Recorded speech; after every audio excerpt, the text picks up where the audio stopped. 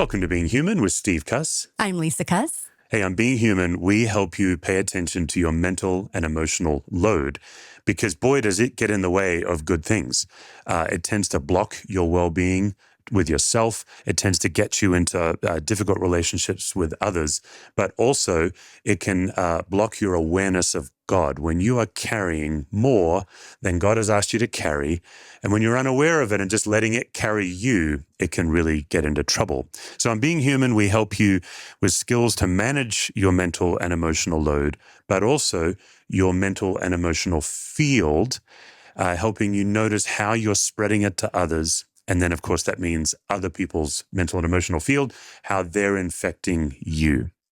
Now, every week on the show, we pause and we light a candle because it's just a simple way to relax into God's presence. Just get off that treadmill, take a deeper than normal breath, and remember the Lord. Do what we are commanded to do in the Bible. So let's remember the Lord together. Hey, and we're using our new Capable Life candle to do it, the God With Us candle. Using the ivory one that says God with us on it. I will just say, if you're looking for Christmas gifts or something meaningful, we have our God With Us candle with our Advent prayer guide, and we also have this wonderful human-sized journal. We'll put a link in the show notes if you want to take a look at those. Okay, so emotional and mental load and field. Talk to me about this. Well, we run into, it's really hard to explain what we do. Yeah. Because everything that we talk about is usually underneath the surface and you don't even want to work on it until it gets you in trouble, either with yourself or with somebody else. And so it's like, how do we describe this? I think it was Jimmy Carnes that started talking about the emotional field that is around us, that we're aware of with other people. And then we're looking at what is the mental and the emotional load that we carry, and we don't have permission to realize that we actually carry it. So we have a lot of friends right now that have kids in high school or senior year especially, that we often don't realize how much load parents carry with the load that their kids carry and decisions being made and so all of that, we don't give ourselves permission for that takes energy. So it happens in a family, it happens in the workplace, with decision-making, all of these things, we have this load that we carry. So we're looking at how do we manage that and navigate it. If we all have it, how do we manage it, navigate it, not to be perfect, but to be able to be human and connect authentically rather than out of a lot of reactivity. Yeah. And Jimmy Carnes is one of our trainers that works with us, and he travels around and speaks and he does intensives with us. And it was last year he got out these dolls that he designed. Dudes, however you want to describe it. Yeah, he loves 3D printing and design. So he 3D printed these amazing dolls, and he had these different kind of hula hoops that would connect to them to show the different size of their field. And he started using the language emotional field. Yeah. And that really, got something going in us. We're like, oh, that's such a helpful way.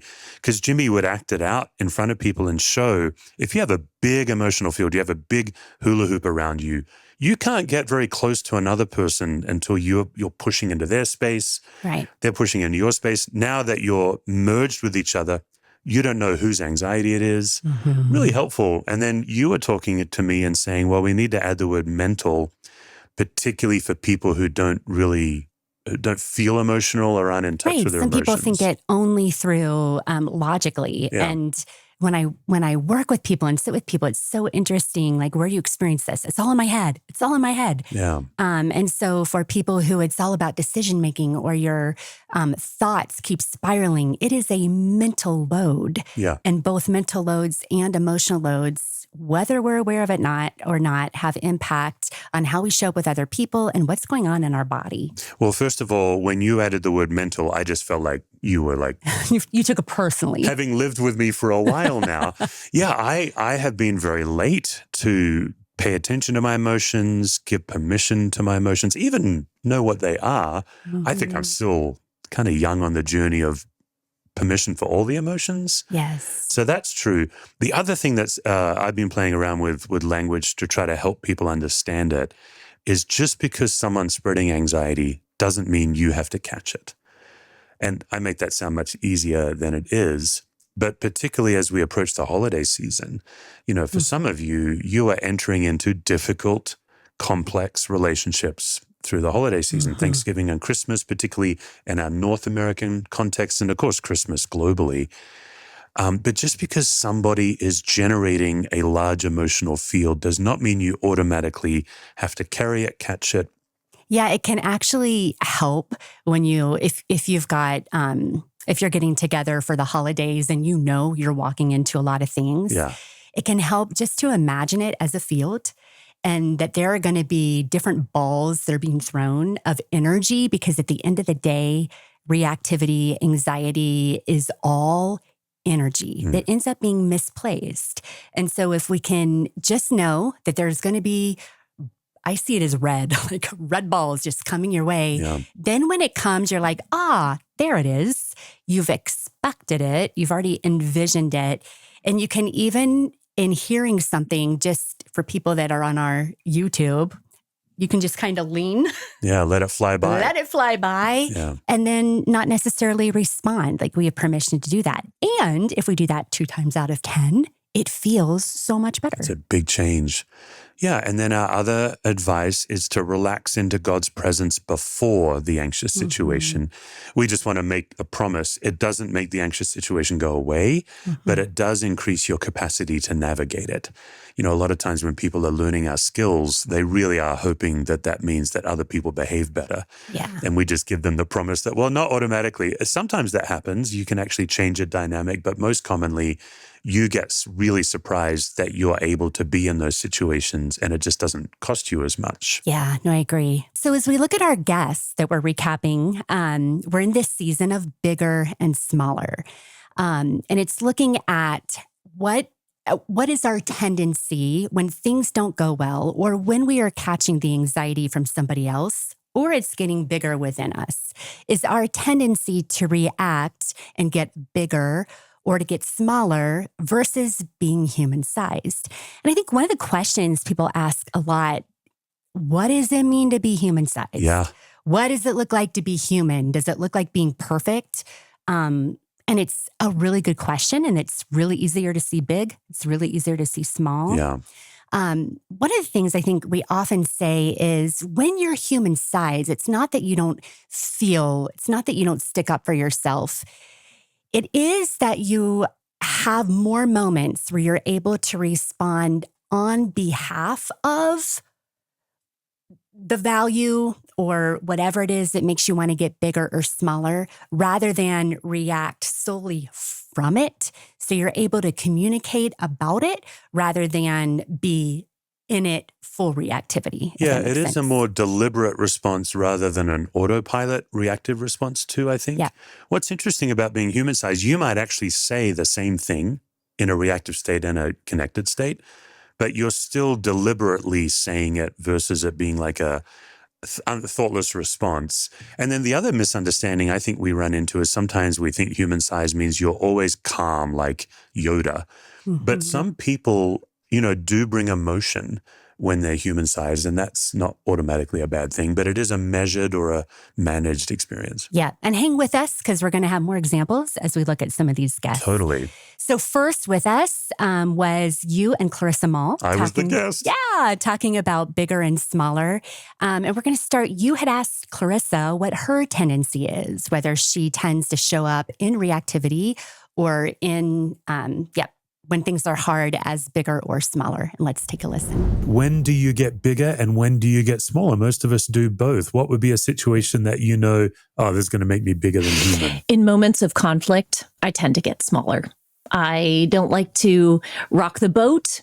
I don't want to make waves, whatever the cultural idiom is. I would rather just get along. And so I find that I tend to get smaller. I don't use my voice. I don't advocate for what I need. And usually the product of that is just bitterness.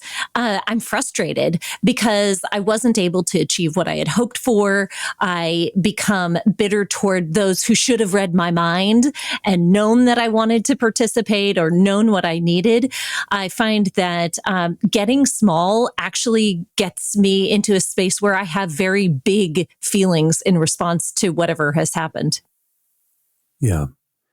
Okay. Have you experimented and tried to speak up more and cause offense or whatever it is that's stopping you from saying your piece? Yes, I have. And I think part of that is developing other muscles alongside of the habit or discipline of being human-sized. Part of that is learning to be gracious. Part of that is learning to speak truth in love. Part of that is being willing to admit when I'm wrong, because I think the pendulum can easily swing the other way. When we're trying to exercise our voices and speak into our human size, the pendulum can kind of swing the other way and we can become larger than life, but sort of unintentionally. And so to avoid that, where we're going to need to correct back toward the middle, I think it's developing some other character qualities alongside of that desire to be human-sized that help to provide some safeguards or boundaries, some guardrails for me so that I don't end up being like a bull in a china shop without really intending to do so. Yeah, this is the challenge, isn't it? Is the bigger and smaller can be really extreme, and then we're trying to kind of get them more within range. And sometimes when somebody is smaller, when they do get bigger, they do kind of explode. And that's why I would also say, for our audience, just letting someone have a crappy first draft and not catching the reactivity is such a huge thing. Is there a time where you found yourself getting bigger than human? Oh, definitely. I think, in our culture for women, we like to call that being a mama bear. And there are times where I think it is very appropriate for me to step up in defense of my kids, to be the parent, to be outsized in advocacy for them or care for them. But I can easily allow that cultural trope of the mama bear to excuse bad behavior that is larger than human sized, whether that is, bullying for a position for my kid in something or manipulating behind the scenes to make sure that my child gets a better deal. All of these things are larger than human size. I think not trusting that God is my children's first and best parent, that he knows best for them what they need. And that I can rest in that knowledge. I love how you talk about being able to be human-sized so that we can rest in who God is. And definitely when I am Mama Bear, I am not in a posture of rest. All right. I love that conversation. Yeah. And Clarissa's been such a gift on this show. Oh, she really is. Yeah. Yeah. And she brings a different take, asks such great questions that I think are stirring in other people as well. Also, preview next week, she interviews you about bigger and smaller. I'm really excited about that. Yeah. No, that was, so good. But when I listened to that, I found myself like, oh my gosh, especially when she's talking about the mama bear part. And how for a lot of women, it's easier to maybe show up as smaller. Not all women, but for some can resonate that you tend to show up as smaller on behalf of yourself. But boy, you mess with your kids or what you wanted for them or your hopes and dreams for them, and the mama bear comes out. And I love that she's talking about, let's get real about when are we hiding behind cool mama bear behavior rather than calling it what it is. Yeah. And I thought that was an honest conversation. It reminded me of when one of our boys was just beginning middle school and we were having our first experience with competitive soccer, actually. And he did not make the team that we were told by the coaches, the higher team that we were told by the coaches he was going to make. And I was so angry, hurt, took it personally. I have to step in. You're not naturally competitive. For you, it wasn't about being on the best team. It was that all his friends, like for you, relationships is everything. It's everything, yes. All his friends were on the best team. Yeah. Okay, so important, right? My what was important to me was the value of the relationships and him being with his crew, and who Left cares? out. Yeah. If they're all on a lower team, I don't care. That's they're right. all together. Yeah, you would have been fine if they were all on the same team. Yeah. Yeah. Yeah. So I'm like calling coaches. I'm trying to figure out, let's get to the bottom of this. Why did he not get on the team that he's supposed to be on? And he is like a cool cucumber through this whole thing, doesn't seem bothered. So I push my anxiety onto him. I can say that in retrospect, but I didn't realize at the time. So I remember picking him up from one of his first practices. Literally, I'm taking him to youth group and I am fuming, and I'm wanting to hear, it's been really hard, Mom. Like, it's hard to adjust to this new team. It's sick, really. Yeah. So we pull in the parking lot and he's been quiet the whole time and I am big. And he just looks at me and he's like, Mom, the team is not my problem. The decision on where I play is not my problem. But you are my problem. He gets out, slams the door. I sob a little bit, but he's not wrong. Right. Right? Like that mama bear of what and it gets really confusing. When are we fighting for something for our kids? And when are we fighting for something for ourselves? Well, and as I hear that story, I wonder if we both regret teaching our children healthy emotional integration from a young age, because it bites us once in a while when we're the anxious person and they're the one trying to connect us, calm us down. Like middle school boy, that was a great moment. Oh, the other thing I loved about what Clarissa had to say is that when she got smaller, she also experienced big emotions. That was a great moment on that show. Yeah. And to name, like, we know, I think, when we're getting smaller rather than human size, when there is a bigness inside of us that we don't know what to do with. Yeah. And it feels overwhelming. Yeah. Another quick measure on, those who are still trying to sort out human size and bigger and smaller. Almost always the situation in your body feels like the end of the world, when in fact it's not. Mm-hmm. Even in a situation that has quite a bit of consequence, you have an overreaction to it. And that can be a measure that you're no longer human sized. So, our child and the soccer team, there was a real mourning that all of his closest friends were on a different team, but your body was acting like, things can't go on. Like, this is catastrophic. So sometimes we learn this most as we look back and reflect, right? So what would it look like if I could go back to do a human-sized moment, even with my son after picking him up from practice? Like, I still have all the things inside of me, but I went with my fears, my anxiety. I was assumptions. In third space, what's going on with him? Yeah. Like, I could not tell the difference. My assumptions. So human size would be for me to name, hey, I just want to name, like, I've been really disappointed at the decision, and this is hard for me, and you're quiet, and I'm not quite sure how it's going with you. So I just want to name that I'm anxious about this, and you're really quiet. Tell me how it was today. You know? I love that modeling, because you're not saying you shouldn't, like, you are giving us a way of saying, I have the rights to my emotions and my reaction, but I'm containing it with curiosity rather than dumping it on him. Yeah, and it's still going to be there. I'm speaking on behalf of my anxiety, not from it, where he has to shield himself from me. Manage it all. Yeah. So good. Our next guest was Lysa TerKeurst, and you and I both, for a number of years, high respect, have had tremendous respect for Lysa, and she has been someone I've hoped to come on the show. Mm-hmm. And then when she came on the show, it was way beyond. I mean, I had really high expectations. It was way beyond even what I expected. One of those episodes where I'm learning in real time some profound things. Her book is Surviving an Unwanted Divorce. It's perfectly named. That's the journey. And that's what she talked about on this episode. I really like a book title where you know what you're going to get. Yeah, it's really good. And the book is phenomenal. Yep.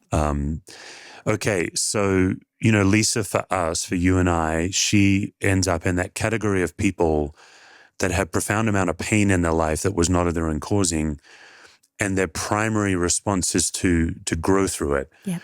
And so in this first clip, Lysa talks about, the opportunity to grow and the choice and the difficult discipline to do that.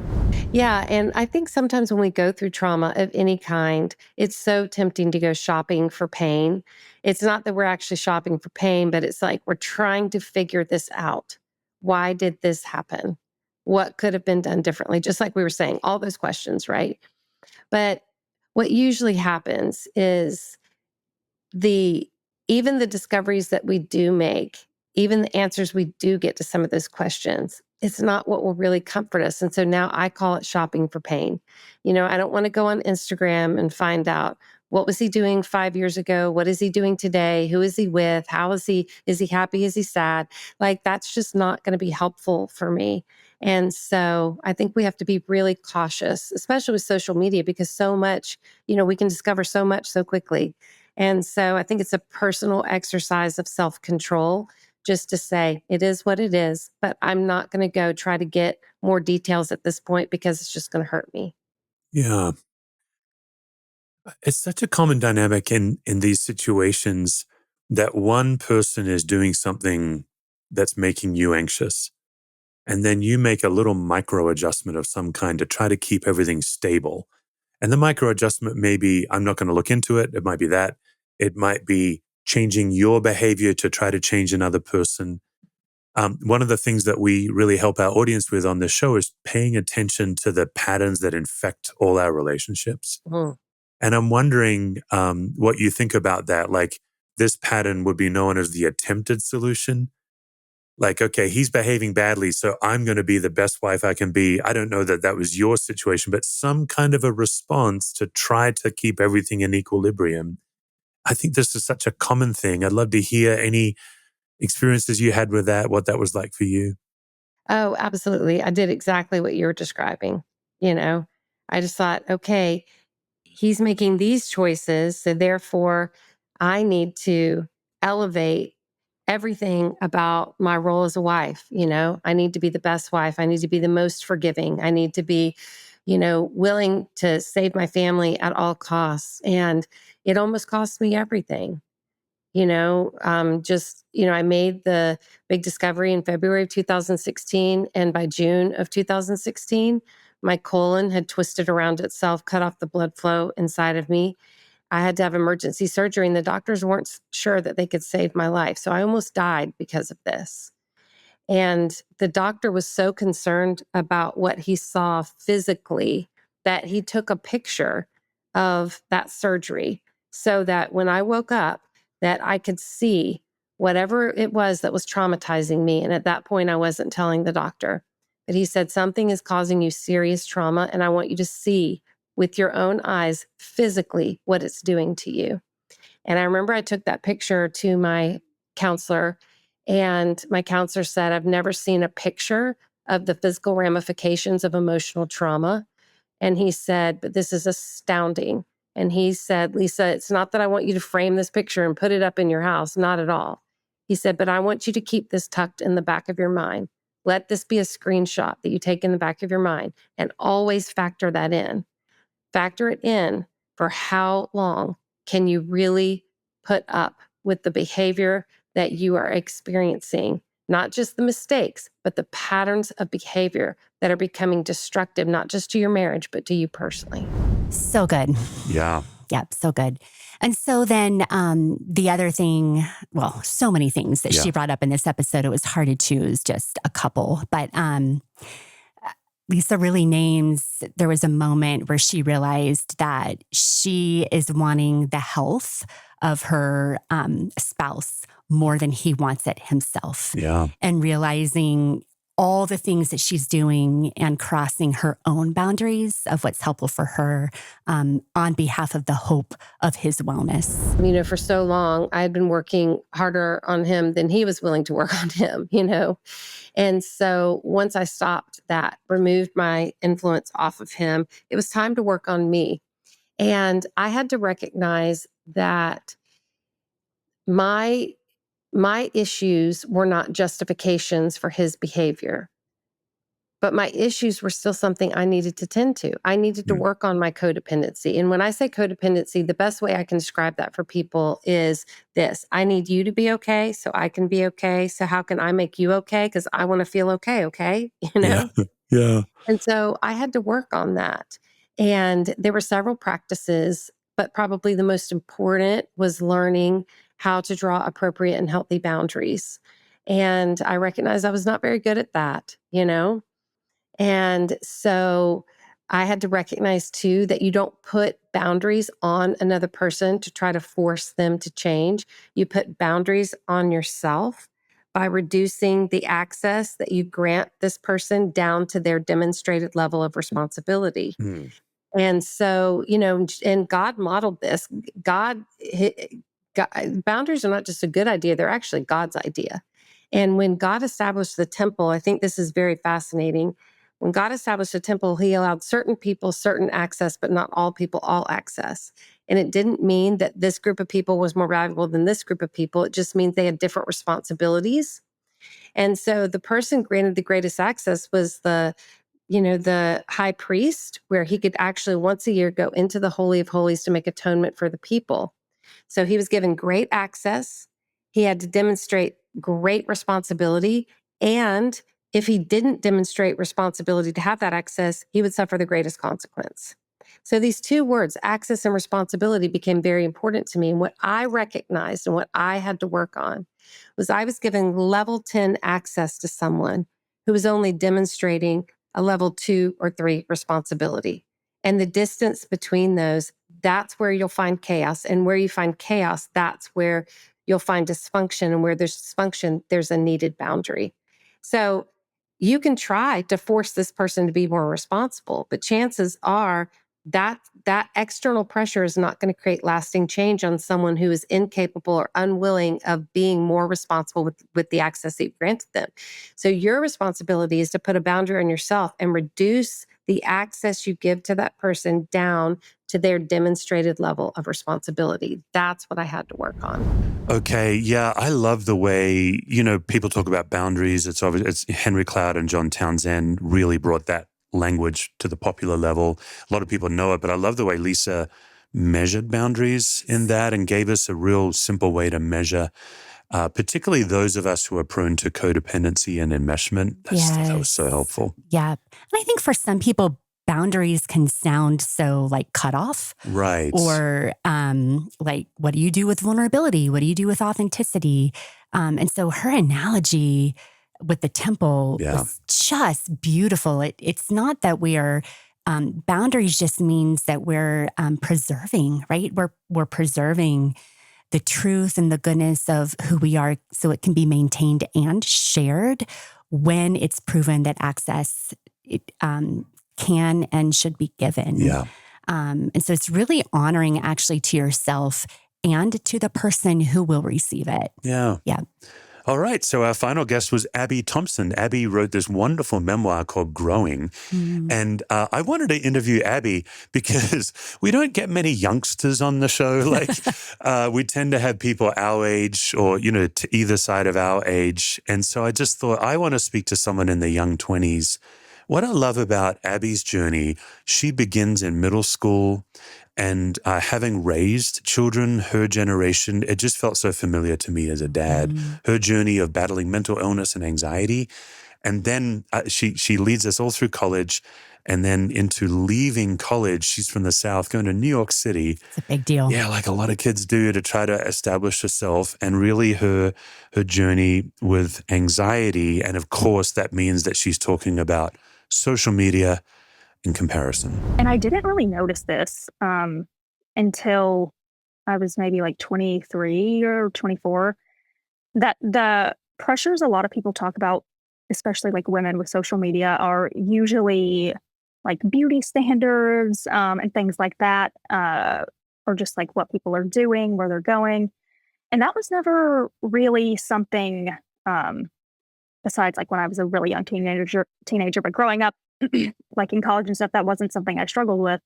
But then after college, I noticed the thing that I struggled with the most was comparing people's timelines on social media. Everything just seemed to be happening so quickly and linearly for people.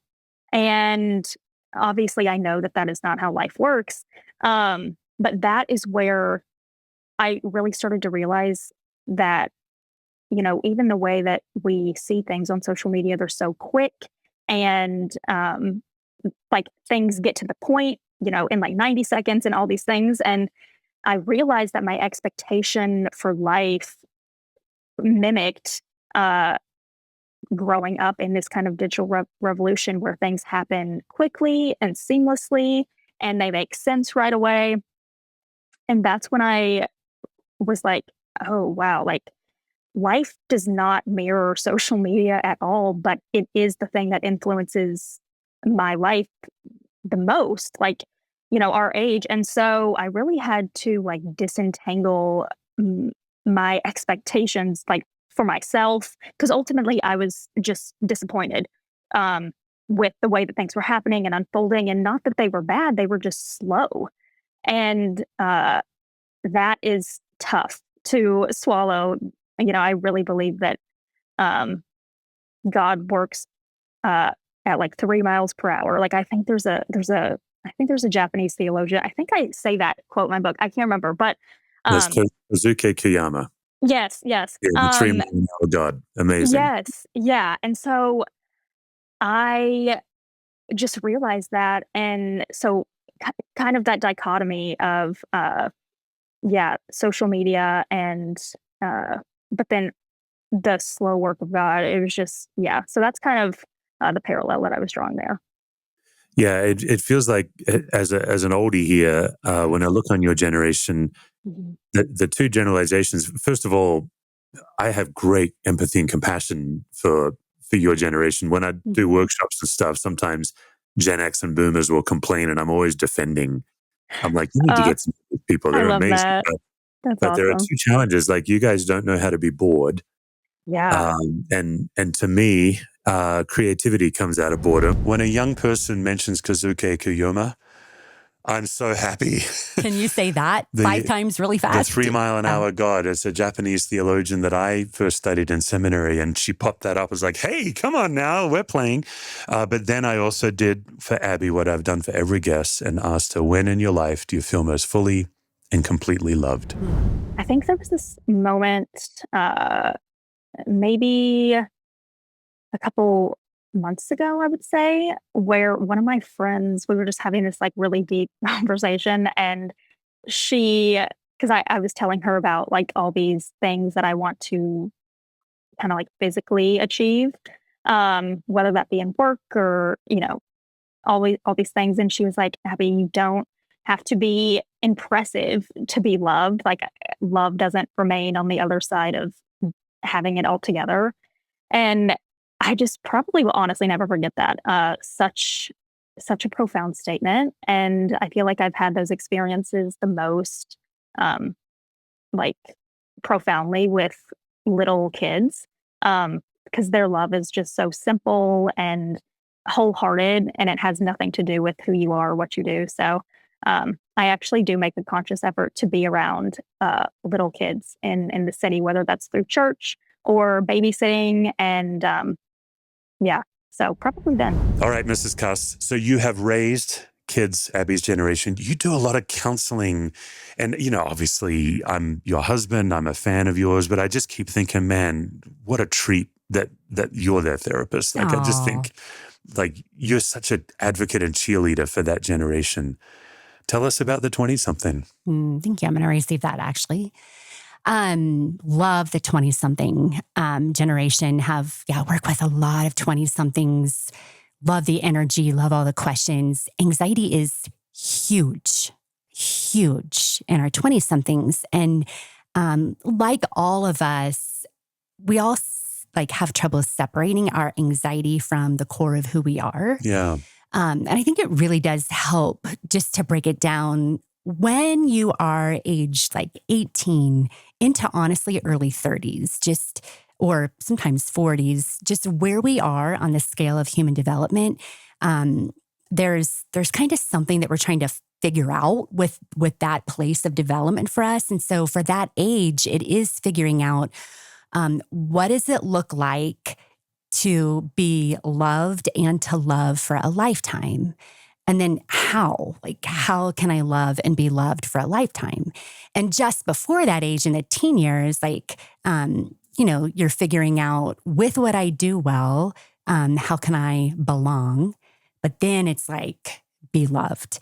And so it makes sense that like all the anxieties that we're experiencing and what does it look like to be loved for who I am, not what I do. That's a big one that comes in. And just even knowing that, of course, there's going to be times where this is really anxiety provoking because I'm doing hard work figuring out who I am, how I show up, in the goodness and in the shadow sides of what I do. So even naming that can help. Oh, man. I'm thinking about, there's a young lady you and I both mentor and we're mentoring. And she said to us last year, it's hard for me to tell between what I want and what my friends want for me. Yeah. That was such a succinct way of putting just that development stage and sorting yourself out and all the anxiety. Yeah. And when we can name it together, it's like, we can like put things places, you know, with our reactivity. So really good. All right, friends. So all the links, as always, in the show notes for these episodes. We're going to ask you a favor. If you would take a moment now and leave us a written review, please not just a rating, but also a review. And then we might read it for you on the air. This one from listener with a big long number, listener 55 off that goes. This is their title, The Taekwondo of Anxiety Management. Yes. Come on. Both Steve and Lysa have done thousands of hours of study and practice in their respective fields. They're amazing masters sharing the art of being human. I love how they say we should remember that we're only human-sized. Selah, the Psalm breath prayer there. Yeah.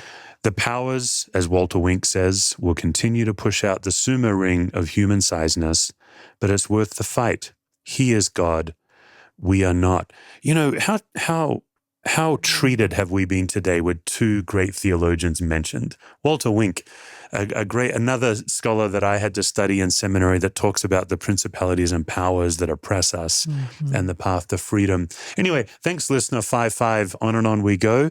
If you would consider leaving us a review, and also if this episode or any of our episodes has benefited you, and maybe someone comes to top of mind where you're like, I bet this would help them too.